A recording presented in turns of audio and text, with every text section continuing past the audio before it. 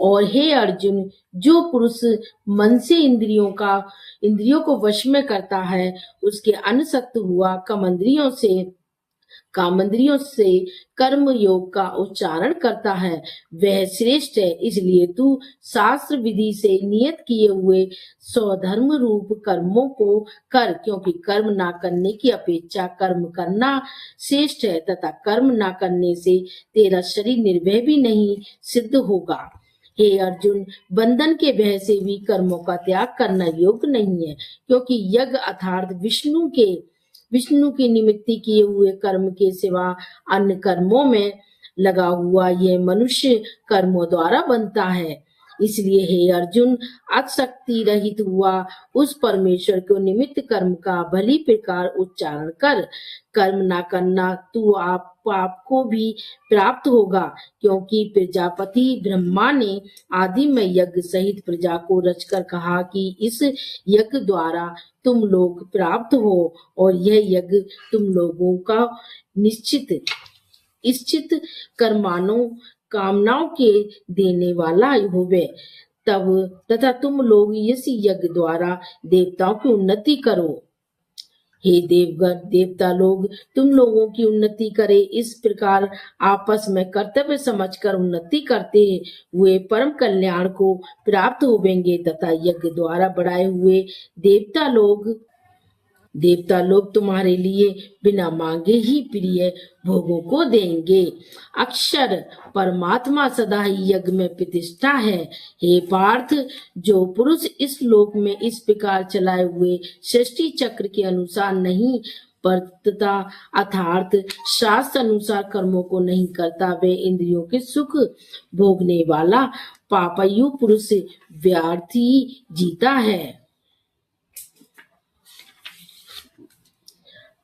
कर्म द्वारा ही परम सिद्ध को प्राप्त हुए, इसलिए तथा लोक संग्रह को देखता हुआ तू कर्म करने को ही योग्य है, क्योंकि श्रेष्ठ पुरुष जो आचरण करता है, अन्य पुरुष भी उसके ही अनुसार बरतते हैं।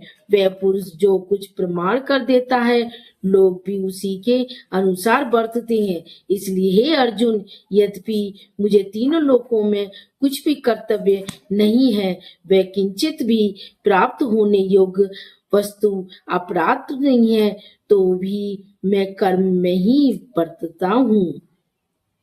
हे भारत, कर्म के आसक्त हुए अज्ञानी जन जैसे कर्म करते हैं, वैसे ही अनसत्ता विधान के लोक शिक्षा को चाहता हुआ कर्म करे। एक ज्ञानी पुरुष चाहिए कि कर्मों में आसक्ति वाले अज्ञानियों की बुद्धि में श्रम अर्थात कर्मों में अश्रद्ध उत्पन्न ना कर, किंतु स्वयं परमात्मा स्वरूप में स्थित हुआ सब कर्मों को अच्छी प्रकार करता हुआ उनसे भी वैसा ही करावे। हे अर्जुन, वास्तव में संपूर्ण कर्म संपूर्ण गुणों से बरताते हैं, ऐसे मानकर यही आसक्त होता है। प्रकृति के गुणों को मोहित हुए पुरुष गुण कर्मों से आसक्त होते हैं। उन अच्छी तरह ना समझने वाले मूर्खों को अच्छी तरह जानने वाला ज्ञानी पुरुष चलायमान ना करें।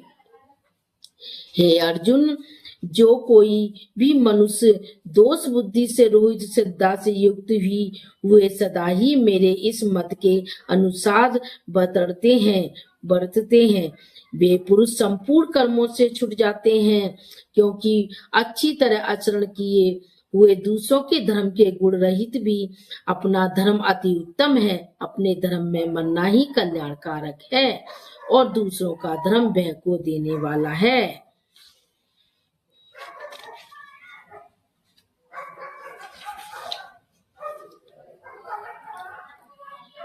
क्योंकि इस शरीर को तो इंद्रियों को पर श्रेष्ठ बलवान सूक्ष्म कहते हैं। इंद्रियों से पर मन को, और मन से भी बुद्धि, और जो बुद्धि से अत्यंत पर है वह आत्मा है। इस प्रकार बुद्धि से पर अर्थात सूक्ष्म तथा सब प्रकार बलवानम है। श्रेष्ठ अपने आत्मा को जानकर बुद्धि के द्वारा मन को वश में करके महाबाहो अपनी शक्ति को समझकर इस दुर्जय कर्म रूप को शत्रु को मार। श्री राधे। अब हम तीसरा अध्याय समाप्त करते हैं। कल हम फिर आपको मिलेंगे। श्री राधे राधे।